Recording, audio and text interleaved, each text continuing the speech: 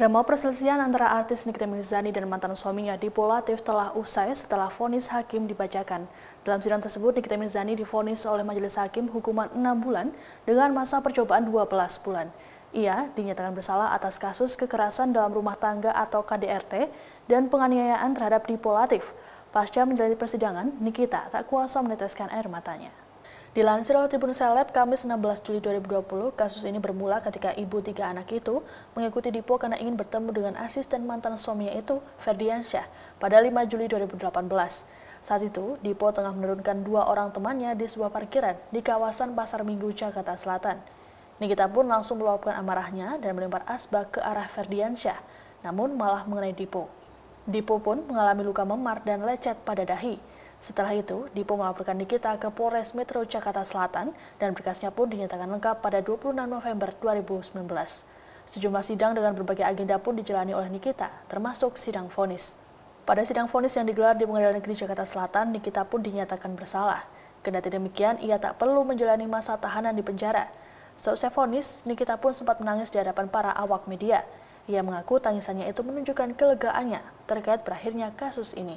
Dalam konferensi pers tersebut, Nikita juga menyatakan anak ketiganya bersama Dipo Latif sudah diadopsi oleh sahabatnya, Fitri Salhuteru. Namun, dirinya tetap mengurus putra balitanya itu. Alasan adopsi itu dilakukan adalah untuk berjaga-jaga apabila sesuatu tak diinginkan menimpa Nikita. Ia pun menyatakan, apabila terdapat sengketa perebutan hak asuh anak, maka akan berhadapan dengan Fitri.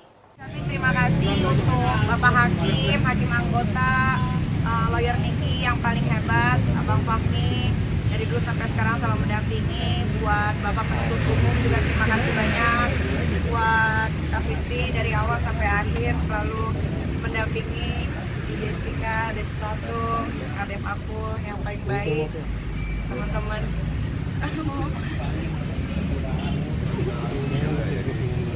Semua terima kasih. Iya, sempat deg-degan gak bisa menangis sekarang. Gini, yang terpenting, jadi yang pertama kita alhamdulillah ya bahwa persoalan ini sudah selesai. Yang menjadi garis catatan kami yang terpenting sehingga tadi saya sempat berdiskusi dengan kita bahwa kita tidak harus menjalani masuk penjara. Itu saja. Itu yang terpenting. Saya tidak akan membahas lain-lain. Bahwa Niki menangis karena dia tidak harus masuk penjara. Itu yang penting, yang terpenting. Jadi saya tidak akan membahas pasal, tidak akan membahas pertimbangan dan sebagainya. Yang perlu kita syukuri, alhamdulillah Niki divonis tidak harus masuk penjara. Itu saja. Benar dan salah Allah yang tahu. Itu. Jadi kami tidak akan membahas macam-macam. Yang perlu kita syukuri dan kita puji dan syukur kepada Allah adalah Niki tidak harus masuk penjara. Nah, itu saja yang terpenting.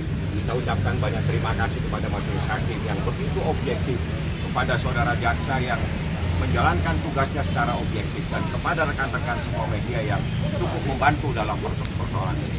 Jadi kuncinya Niki divonis tidak harus masuk penjara, itu saja. Oke, kan tadi vonisnya adalah 6 bulan dan dikurangi masa berarti tinggal berapa sisa kata?